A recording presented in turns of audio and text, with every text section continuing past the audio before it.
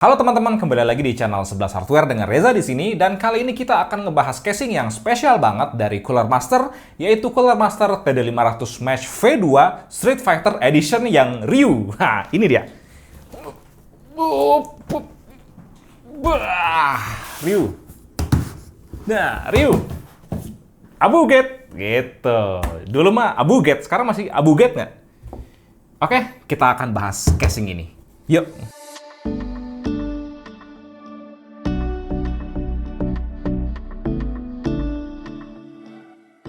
Di Computex 2023 kemarin, Cooler Master memperkenalkan lini produknya bertemakan Street Fighter Edition, mulai dari mouse, keyboard, CPU cooler, kursi gaming, dan lain sebagainya. Nah, casing ini adalah casing yang versi Ryu. Buat teman-teman yang kaum hawa juga ada versi tersendirinya, yaitu versi Chun-Li. Nah, sebelum kita unboxing, saya ingin menjelaskan dulu perbedaan antara TD500 Mesh V2 yang ini dengan V1-nya. Tahun 2020, Cooler Master merilis lini casing baru yaitu TD Series. Ada TD500 dan ada TD300 yang Micro ATX. Kita pernah rakit PC pakai casing TD500 Mesh. Kendalanya waktu itu adalah bagian top panelnya yang sempit. Pemasangan RAM jadi terhambat karena kepentok sama I/O water cooling yang ada di atas. Nah, di tahun 2023, Cooler Master merilis V2-nya. Di versi refresh-nya ini, headroom untuk top panel ditinggikan sehingga ruang untuk I/O water cooling pun jadi lebih lega. Cuma konsekuensinya, tinggi casing ini jadi bertambah dari 46,9 cm menjadi 50 cm. Tak hanya dimensinya yang sedikit berubah, TD500 Mesh V2 ini juga memberikan gimmick-gimmick lain seperti PSU covernya yang bisa dibuka tutup, side panel tempered glassnya yang screwless, dan USB-C front panel yang kini sudah support USB 3.2 Gen 2 10 Gbps. Untuk versi Street Fighter-nya ternyata juga datang dengan sedikit perbedaan. Bonus kipas bawaannya ditambah menjadi 4, 3 di depan dan 1 di belakang. Lalu untuk kaca tempered glass-nya nggak ada aksen kristalnya, jadi polos-polosan aja dengan tambahan tema Street Fighter. Dan yang ketiga tentu aja perubahan pada paintingnya yang kini bertemakan Street Fighter. Ryu itu kan warna dominannya ada 3 ya, putih, hitam, merah. Kalau saya pribadi sih belum ngeliat langsung, cuma ngeliat dari websitenya aja sih cukup keren. Nah, kita coba lihat langsung.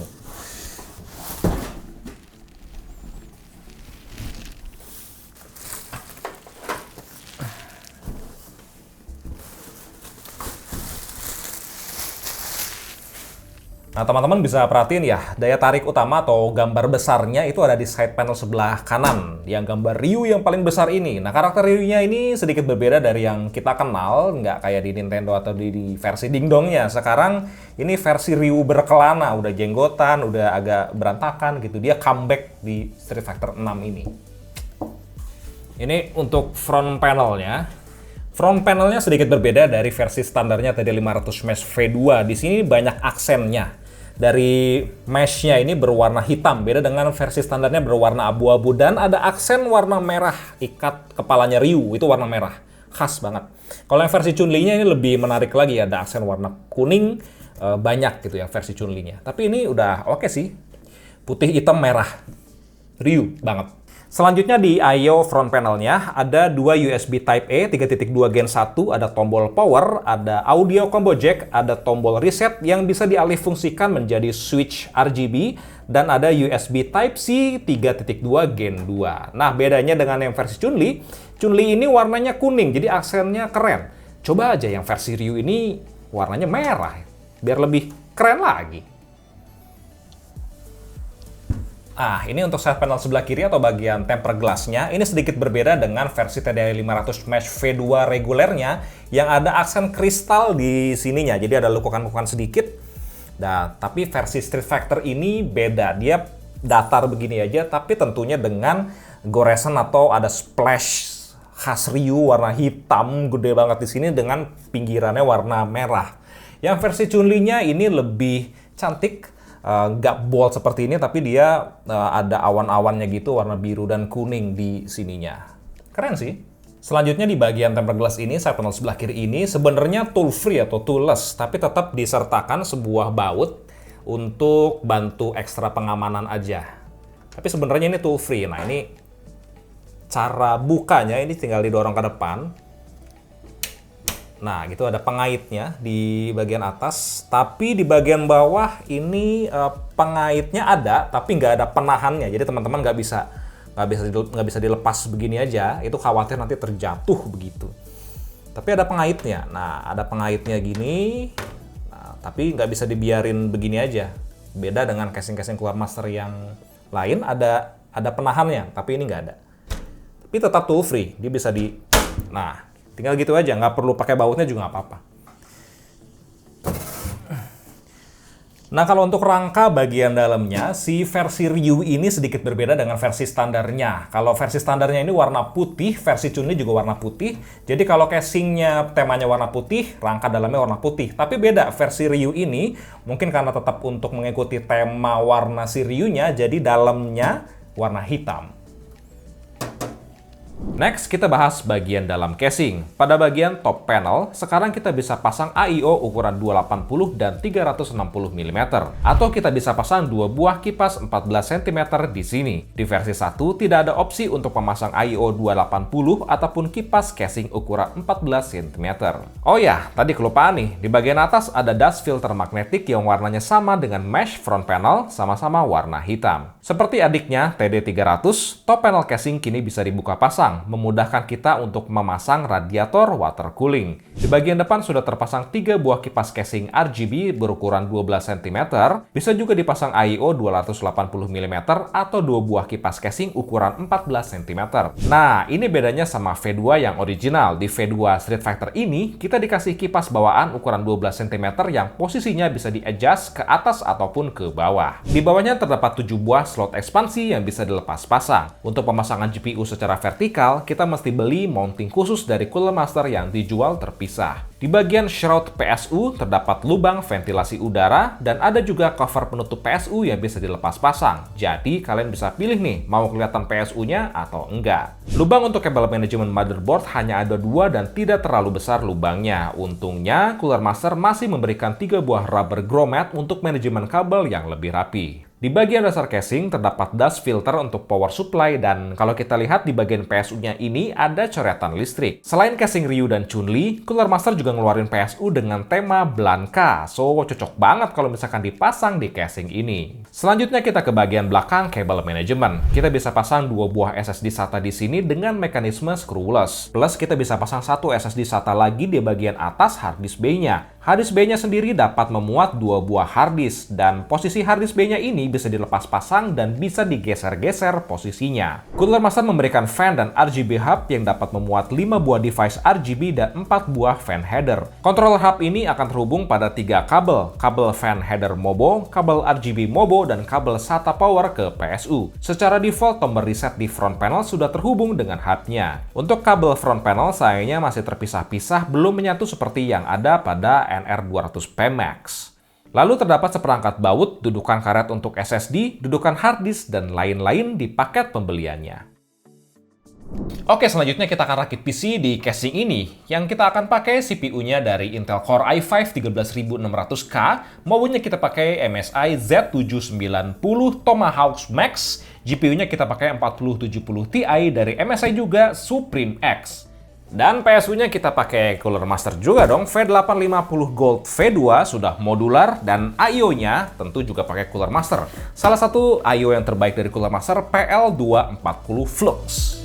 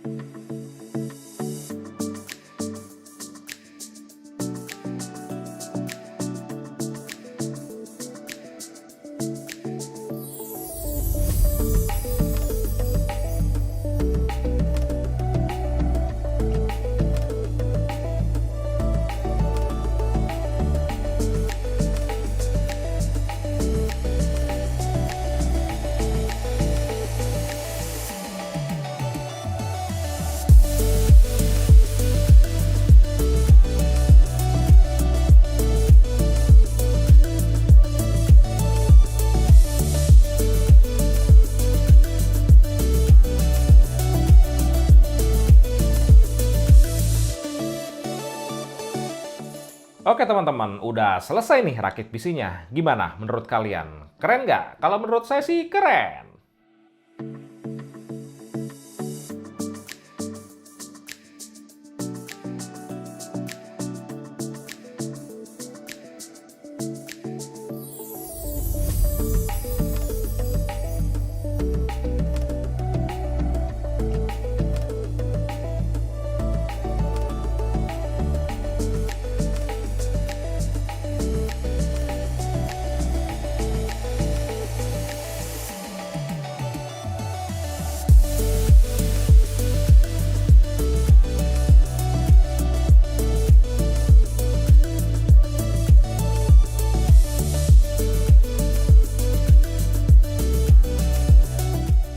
Kita berusaha untuk matchingin warna komponen dengan warna casingnya. Sebenarnya akan lebih cocok kalau PSU sama water coolingnya pakai edisi Street Fighter juga. Tapi ya belum semua produk Street Fighter masuk ke Indonesia. Untuk pengujian suhu kami menjalankan Cinebench R23 Multicore selama 10 menit. Intel Core i5 13600K-nya berjalan pada power limit bawaan, yaitu maksimal di 181 watt aja.